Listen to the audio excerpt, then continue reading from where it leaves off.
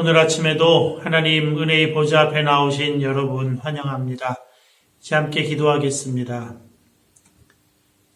아버지 하나님 은혜를 감사합니다. 새 아침 허락해 주시고 첫 마음, 첫 시간 주님 앞에 올려드릴 수 있도록 복되고 귀한 자리에 저희들 불러주심을 감사합니다. 하나님, 우리의 마음이 주님의 통치와 다스리심을 소망합니다. 우리의 마음과 생각이 그저 세상의 영향을 받아 이리저리 흔들리고 치우치는 것이 아니라 예수 그리스도 그 빛과 생명이신 주님의 말씀으로 흔들림이 없이 중심을 잡고 주님께서 인도하시는 대로 순종하여 승리하는 하루하루 되게 하여 주시옵소서. 이 아침에도 우리에게 말씀으로 임하여 주시옵시고 성령님으로 우리 가운데 임하여 주시옵소서. 예수님의 이름으로 기도합니다. 아멘. 찬송가 216장 함께 찬송하겠습니다. 찬송가 216장 함께 찬송하겠습니다. 성자의 귀한 몸 날 위하여 버리신 그 사랑 고마워라. 내 머리 숙여서 주님께 비는 말 나무 주님께 바치리까. 지금도 날 위해 간구하시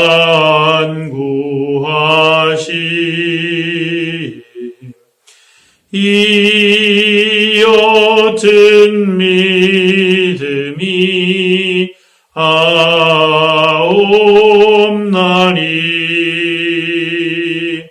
주님의 참사랑 고맙고 놀라워 찬송과 기도를 쉬지 않네. 주님의 십자가 나도 지고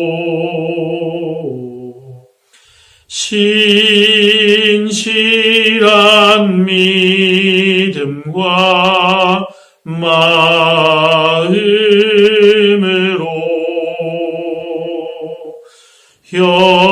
형제의 사랑과 친절한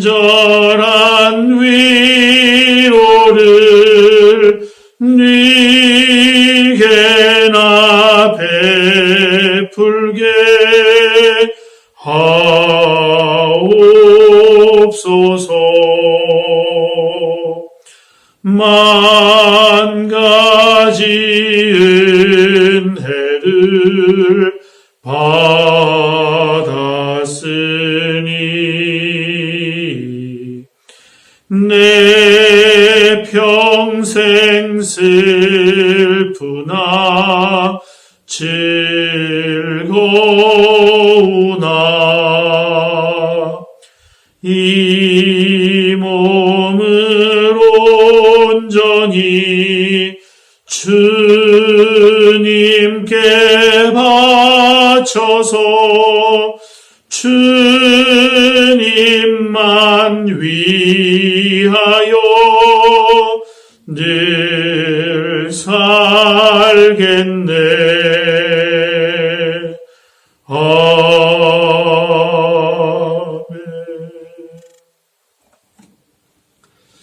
오늘 아침에 함께 보실 하나님의 말씀은 먼저 잠언 13장 말씀입니다.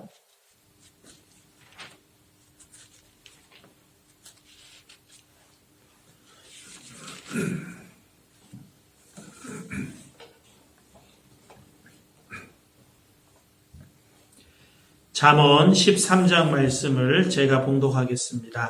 여러분 경청해 주시기 바랍니다. 지혜로운 아들은 아비의 훈계를 들으나 거만한 자는 꾸지람을 즐겨 듣지 아니하느니라. 사람은 입의 열매로 인하여 복록을 누리거니와 마음이 괴세한 자는 강포를 당하느니라. 입을 지키는 자는 자기의 생명을 보전하나 입술을 크게 벌리는 자에게는 멸망이 오느니라. 게으른 자는 마음으로 원하여도 얻지 못하나 부지런한 자의 마음은 풍족함을 얻느니라. 의인은 거짓말을 미워하나 악인은 행위가 흉악하여 부끄러운 데에 이르느니라. 공의는 행실이 정직한 자를 보호하고 악은 죄인을 패망하게 하느니라. 스스로 부한 채 하여도 아무것도 없는 자가 있고 스스로 가난한 채 하여도 재물이 많은 자가 있느니라. 사람의 재물이 자기 생명의 속전일 수 있으나 가난한 자는 협박을 받을 일이 없느니라. 의인의 빛은 환하게 빛나고 악인의 등불은 꺼지느니라. 교만에서는 다툼만 일어날 뿐이라. 권면을 듣는 자는 지혜가 있느니라. 망령되이 얻은 재물은 줄어가고 손으로 모은 것은 늘어가느니라. 소망이 더디 이루어지면 그것이 마음을 상하게 하거니와 소원이 이루어지는 것은 곧 생명나무니라. 말씀을 멸시하는 자는 자기에게 패망을 이루고 계명을 두려워하는 자는 상을 받느니라. 지혜 있는 자의 교훈은 생명의 셈이니 사망의 그물에서 벗어나게 하느니라. 선한 지혜는 은혜를 베푸나 사악한 자의 길은 험하니라. 무릇 슬기로운 자는 지식으로 행하거니와 미련한 자는 자기의 미련한 것을 나타내느니라. 악한 사자는 재앙에 빠져도 충성된 사신은 양약이 되느니라. 훈계를 저버리는 자에게는 궁핍과 수욕이 이르거니와 경계를 받는 자는 존영을 받느니라. 소원을 성취하면 마음에 달아도 미련한 자는 악에서 떠나기를 싫어하느니라. 지혜로운 자와 동행하면 지혜를 얻고 미련한 자와 사귀면 해를 받느니라. 재앙은 죄인을 따르고 선한 보응은 의인에게 이르느니라. 선인은 그 산업을 자자손손에게 끼쳐도 죄인의 재물은 의인을 위하여 쌓이느니라. 가난한 자는 밭을 경작함으로 양식이 많아지거니와 불의로 말미암아 가산을 탕진하는 자가 있느니라. 매를 아끼는 자는 그의 자식을 미워함이라. 자식을 사랑하는 자는 근실히 징계하느니라.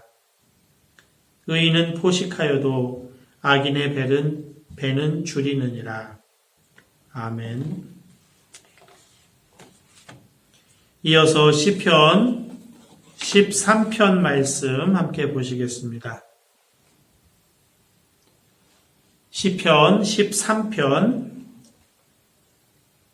13편 말씀을 제가 봉독하겠습니다. 여러분 눈으로 함께 읽어주시기 바랍니다. 여호와여 어느 때까지니까 나를 영원히 잊으시나이까 주의 얼굴을 나에게서 어느 때까지 숨기시겠나이까 나의 영혼이 번민하고 종일토록 마음에 근심하기를 어느 때까지 하오며 내 원수가 나를 치며 자랑하기를 어느 때까지 하리이까. 여호와 내 하나님이여 나를 생각하사 응답하시고 나의 눈을 밝히소서. 두렵건대 내가 사망의 잠을 잘까 하오며 두렵건대 나의 원수가 이르기를 내가 그를 이겼다 할까 하오며 내가 흔들릴 때에 나의 대적들이 기뻐할까 하나이다. 나는 오직 주의 사랑을 의지하였사오니 나의 마음은 주의 구원을 기뻐하리이다. 내가 여호와를 찬송하리니 이는 주께서 내게 은덕을 베푸심이로다. 아멘. 이제 시편 13편 말씀을 한 5분 정도 여러분 각자가 다시 읽으시면서 하나님 음성에 귀를 기울이시겠습니다.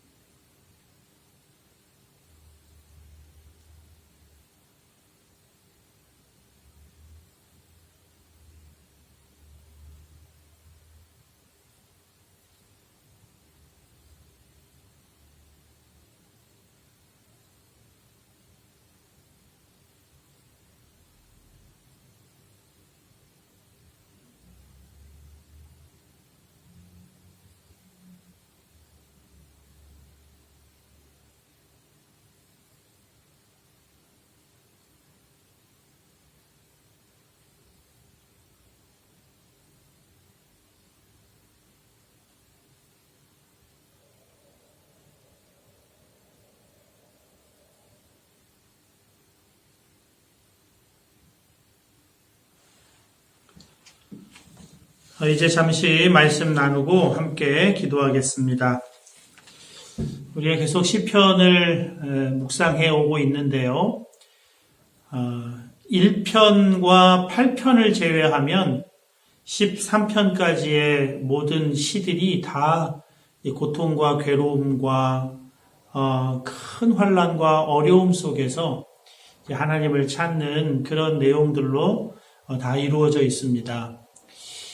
그것은 아마 우리가 살아가는 이 세상이나 다윗이 살았던 당시의 삶에서나 환난과 어려움이 날마다 끊이지 않고 찾아왔음을 우리가 보게 됩니다.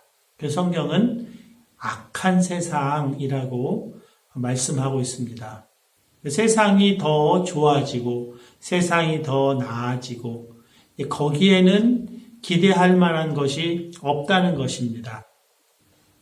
물론 세상이 좀 더 살기 좋은 세상으로 바뀌어갈 필요가 있습니다. 그러나 그것은 세상이 바뀌어서 되는 것이 아니라 하나님의 아들들이 나타나게 될 때 세상은 그래도 좀 나은 세상으로 하나님의 나라, 천국에 가까워지는 세상으로 변화되는 것이죠. 좀 더 기술 문명이 발달한다고 해서 조금 더 정치 체제가 더 나은 체제가 들어온다고 해서 되는 것은 아닙니다. 인간의 근본적인 죄성이 그 모든 선물들을 다 망치고 또 인간의 악한 이기심의 도구로 얼마든지 사용하기 때문에 그런 것이죠. 악한 세상이라고 하는 사실, 그래서 악한 세상에서는 날마다 끊임없이 마치 파도와 같이 왔다가 갔다가 그렇게 어려움들이 계속해서 우리들에게 온다 하는 것을 우리가 기억해 둘 필요가 있습니다. 왜 이러는 거야? 왜 이렇게 힘든 거야? 예수 믿는데도 왜 이렇게 계속해서 어려움은 찾아오는 거야? 예수 믿는 것은 정말 예수 믿는 것은 우리 속사람이 성령으로 능력으로 강건하게 되는 것이지 어려움과 환난과 고난이 그쳐지는 것은 아니다. 그것을 대하는 나의 능력이 달라지는 것이다. 이것을 우리가 기억해야 되겠습니다. 오늘 본문에서 다윗은 큰 어려움을 겪고 있는데요. 이 큰 어려움이 몇 가지로 나옵니다. 본문 3절 하반절에 보면 두렵건대 내가 사망의 잠을 잘까 하오며 하고 있습니다. 죽음의 공포, 거의 죽음에 가까이 다가간 그런 상황이라고 보입니다. 아마도 사울의 계속된 추격, 그것이 가져오는 그 죽음의 공포가 있었지 않나 짐작이 되고요. 또 아들 압살롬이 아버지를 반역해서 예루살렘 성을 점령하고 이제 어느 때 맹렬한 공격으로 도망하고 있는 자신과 그 신하들을 습격할지 알 수 없는 그런 매우 두려운 상황, 죽음의 위협이 시시각각 자기에게 다가오는 것 같은 그런 상황이고요. 또 하나는 4절입니다. 두렵건대 나의 원수가 이르기를 내가 그를 이겼다 할까 하오며 내가 흔들릴 때에 나의 대적들이 기뻐할까 하나이다. 다윗의 원수가 내가 그를 이겼다. 이렇게 자랑하는 것을 견딜 수가 없겠다는 것입니다. 왜냐하면 하나님께서 택하신 사람이라는 자의식이 분명하기 때문에 그래요. 하나님이 택하신 사람을 원수가 이긴다고 하는 것은 하나님이 지시는 것과 같잖아요. 그것은 자신의 존재 기반, 자신이 살아가는 삶의 목적, 이유, 하나님께 두었는데 그 하나님이 원수에 의해 지신다는 겁니다. 그러니까 내가 지는 것이 아니라 나를 종으로 삼으시고 나를 친구로 삼으신 하나님이 지신다는 것을 이건 견딜 수가 없는 일인 것입니다. 더 마음이 어려운 것입니다. 원수가 내가 이겼다 이렇게 할까봐 너무나 그것이 두렵고 고통스럽다는 것입니다. 그러나 다윗에게 가장 고통스럽고 가장 두려운 것은 하나 더 있습니다. 그것은 1절, 2절에 나타나 있습니다. 여호와여 어느 때까지니까 나를 영원히 잊으시나이까 주의 얼굴을 나에게서 어느 때까지 숨기시겠나이까 나의 영혼이 번민하고 종일토록 마음에 근심하기를 어느 때까지 하오며 내 원수가 나를 치며 자랑하기를 어느 때까지 하리이까. 어느 때까지니까 이것이 총 4번 나옵니다. 도대체 언제까지입니까?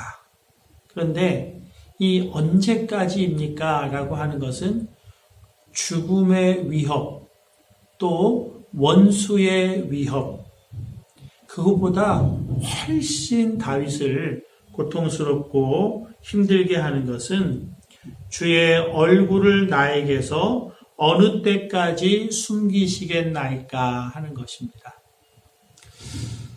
아론의 축복, 우리가 매주 주일 예배 때 그 축복의 말씀을 듣고 있는데요.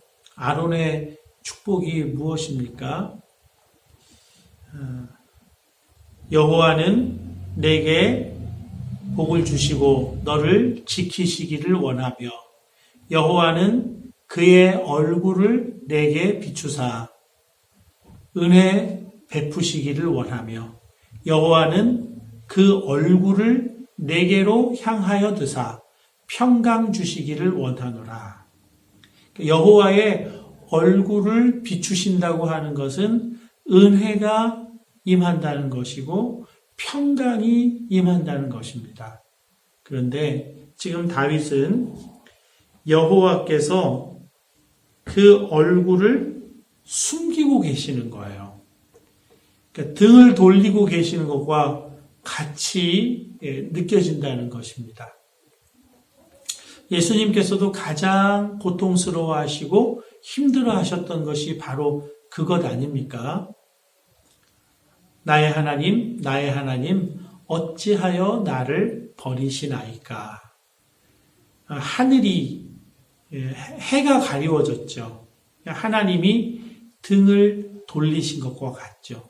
그래서 겟세마네에서 그것을 내다보고 그토록 힘들어하고 어려워하셨습니다. 우리는 하나님 없는 상황 속에서 인간적인 모든 것들을 충족하면 하나님 없이 살아도 아무것도 못 느끼죠. 그러나 예수님은 영원부터 영원까지 항상 하나님의 얼굴빛, 얼굴과 얼굴을 대면하여 보시는 그 깊은 사랑의 연합의 관계 속에 계셨기 때문에 이 하나님과 떨어진다고 하는 것, 이건 정말 원수된 것이죠. 견딜 수가 없는 일인 것입니다. 다윗은 그 사망의 공포와 원수의 위협과 원수의 그 자랑, 그것 함께 그의 영혼을 고통스럽게 했던 것은 마치 그런 상황들이 하나님이 얼굴을 돌리고 계신 것 같이 그렇게 여겨졌다는 것입니다. 그런데 다윗이 참 잘한 것이 있죠. 바로 이와 같이 하나님께 어느 때까지니까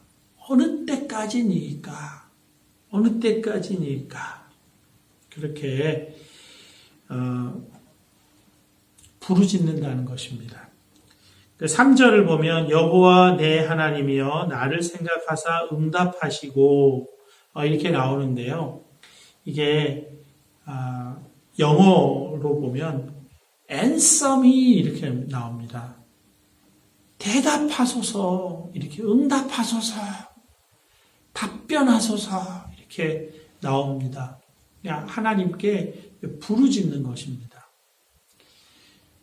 환난 가운데, 고난 가운데 하나님이 얼굴을 가리우신 것처럼 그렇게 느껴지는 가운데 사람이 할 수 있는 일은 하나뿐입니다. 부르짖는 것입니다. 예레미야도 부르짖으라. 내가 내게 응답하겠고 내가 알지 못하는 크고 비밀한 일을 내게 보이리라. 그렇게 기록하고 있죠. 예레미야가 이스라엘 백성들, 예루살렘이 멸망해가는 그 상황을 견딜 수가 없었습니다. 그래서 부르짖었죠. 하나님께서 부르짖으라. 내가 내게 응답하겠고 내가 알지 못하는 크고 비밀한 일을 내게 보이리라. 그러니까 부르짖을 때 이스라엘 백성들이 어려울 때마다 하나님께 부르짖었습니다.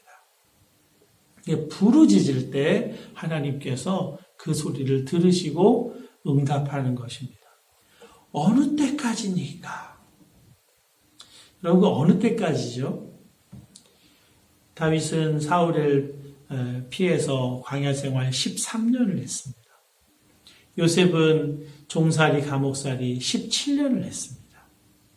몇 년을 했느냐가 중요한 건 아니에요. 그것을 통해서 이루시려고 하는 게 있죠. 이스라엘 백성들이 광야 몇 년간을 광야 생활했습니까? 40년간이죠. 그걸 통해서 이루시려는 게 있어요. 애굽에 속한 옛 사람이 다 광야에서 멸하게 하시는 겁니다. 그리고 새 사람이 가나안 땅에 들어가게 하시는 거예요. 다윗도 광야에서 13년간 자아가 다 소멸합니다.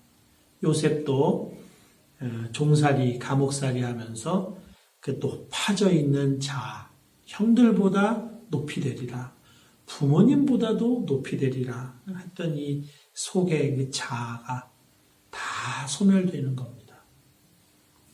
내가 죽는 거예요. 어느 때까지니까 하는 그 기간은요, 인간적으로 보면 고통스럽고 괴롭고 못 견디고 죽을 것 같지만 내 자아가 십자가를 통과하는 기간인 것입니다. 내 자아가 죽는 거예요. 세상에 대하여 죽고 나 자신에 대하여 죽고 율법에 대하여 죽는 거예요. 그렇게 죽어져야 하나님이 쓰실 수 있는 사람이 되는 것입니다.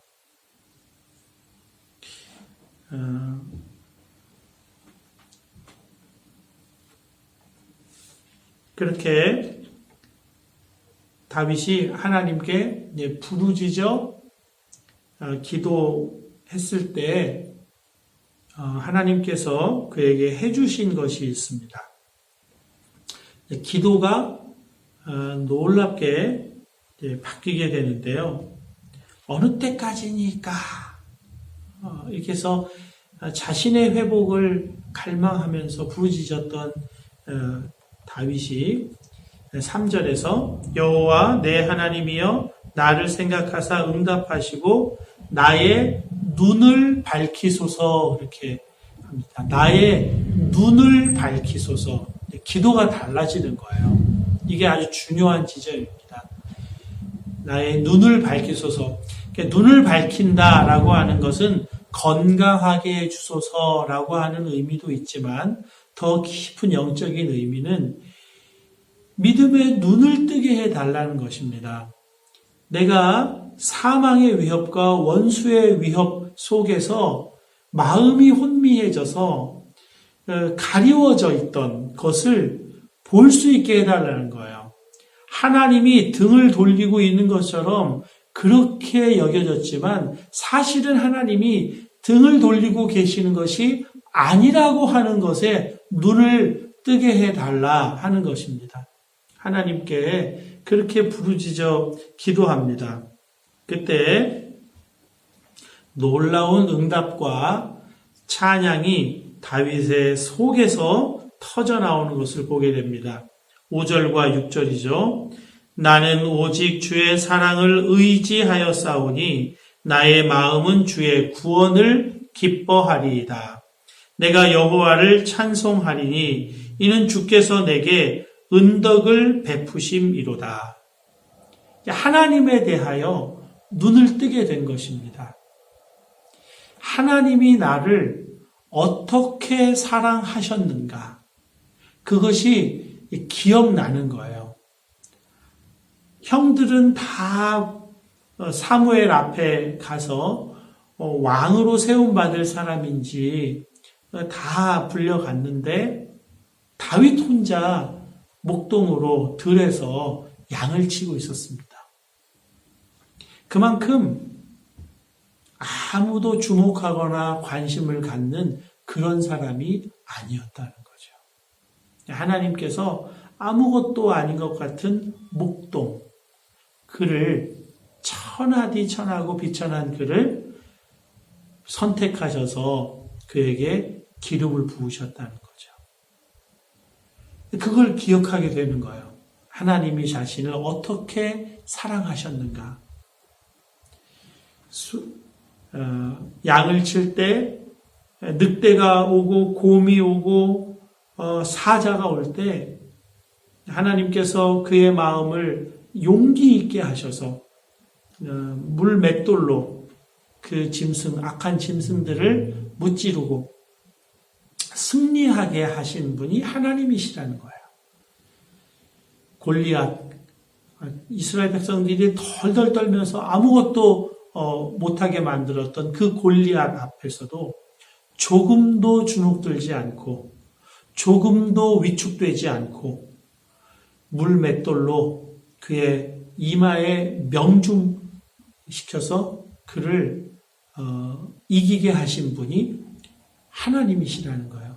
나를 향하신 하나님의 사랑이 무엇이었는지를 기억하게 되는 겁니다. 이게 부르짖어 기도할 때. 그래서 오직 주의 사랑을 의지하여 싸우니 이렇게 나오는 겁니다. 하나님의 나를 향하신 사랑이에요. 여러분, 하나님이 나를 사랑하신다고 하는 것 어떻게 알 수 있습니까?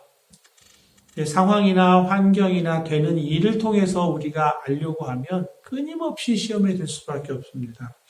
그런데 우리가 알 수 있는 길이 있어요. 요한복음 3장 16절입니다. 하나님이 세상을 이처럼 사랑하사 독생자를 주셨으니 이는 그를 믿는 자마다 멸망치 않고 영생을 얻게 하려 하심이다. 이것이 하나님의 사랑이에요.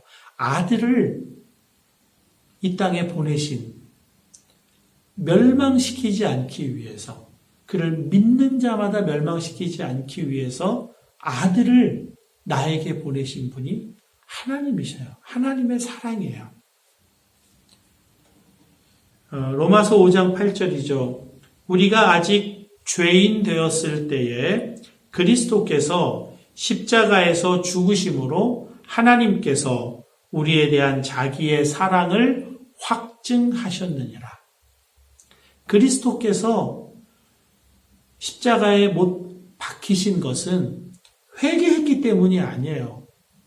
우리에게 어떤 가능성이 있었기 때문이 아닙니다. 하나님 보기에도 괜찮은 구석이 있었기 때문이 아니에요. 우리가 아직 죄인 되었을 때에 아들을 십자가에 못 박으심으로 우리를 향한 하나님의 사랑을 확증해 주셨어요. 십자가에 우리를 향하신 하나님 사랑이 다 드러나 있습니다.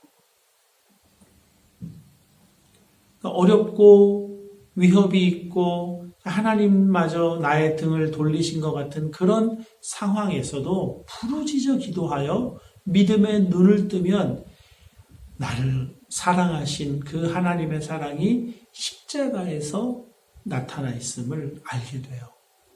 그 십자가를 붙들게 돼요. 여전히 나를 사랑하고 계시는 하나님의 사랑을 의지하게 돼요.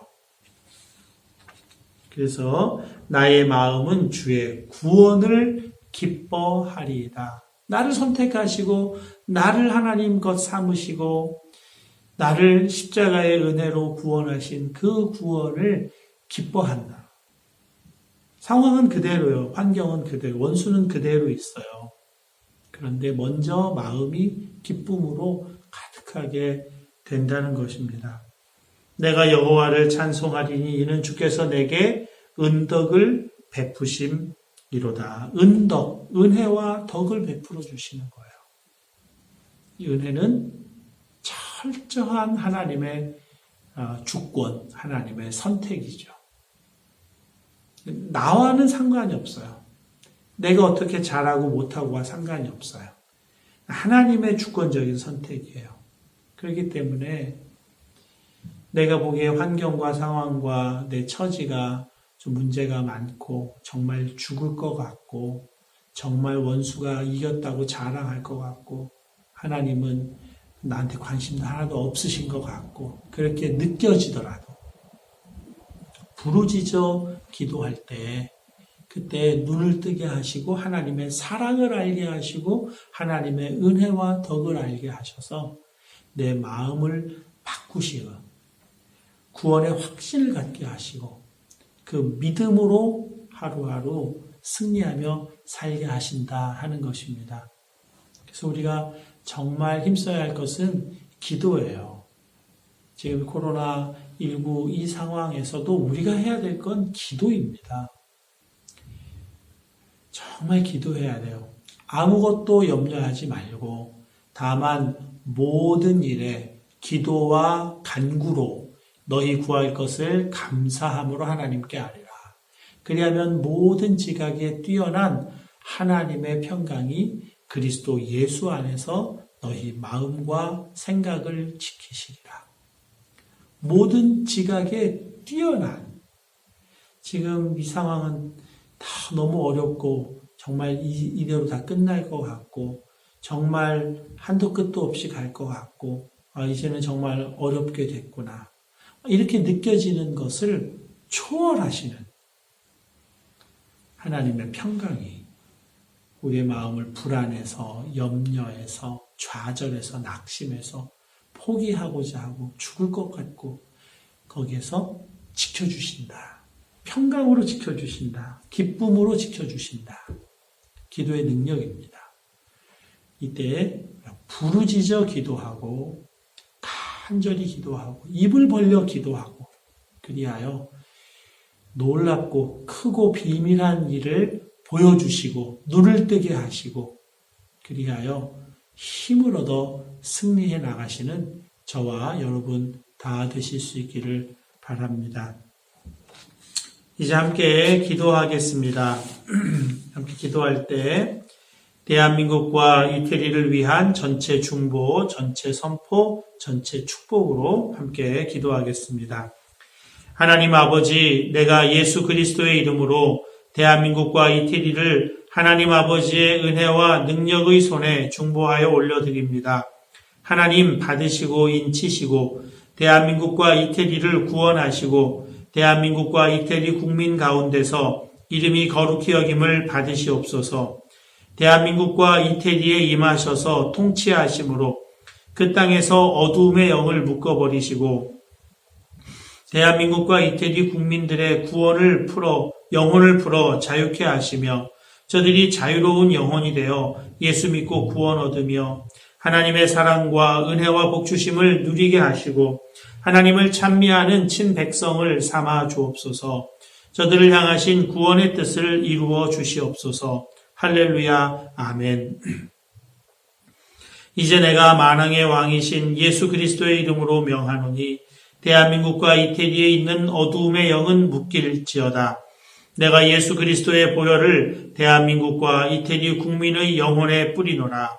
대한민국과 이태리 국민들은 더 이상 너의 소유가 아니라 예수께서 핏값으로 사서 하나님께 드리신 바 된 영혼들이라.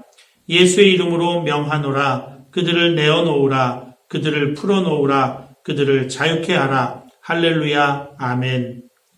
이제 대한민국과 이태리의 영혼들은 예수 이름으로 자유케 될지어다. 사단의 매임에서 놓일지어다. 자유케 되어 예수 믿게 될지어다. 예수 믿고 구원받게 될지어다. 구원받아 하나님의 사랑과 은혜와 축복을 알게 될지어다. 하나님을 찬양하는 하나님의 친백성이 될지어다. 할렐루야. 아멘. 대한민국과 이태리 국민들의 구원을 이루실 하나님을 찬양합니다. 놀랍게 이루소서. 예수님의 이름으로 기도합니다. 아멘. 계속해서 부르짖어 기도하고 눈을 뜨게 해주시고 나를 사랑하시는 그 하나님의 깊은 사랑을 깨달아 알게 하시고 은덕으로 인하여 마음의 기쁨과 즐거움이 가득한 오늘 하루가 될 수 있게 해달라고 기도하시고요. 이 땅을 고쳐주시라고 기도하시고 의료진 방역당국 하나님 지혜로 함께해 주시옵소서 기도해 주시고요. 연약한 자 또 어르신들 하나님 생명싸개로 보호해 주시옵소서. 연약한 자들이 치료받고 회복할 길을 열어 주시옵소서.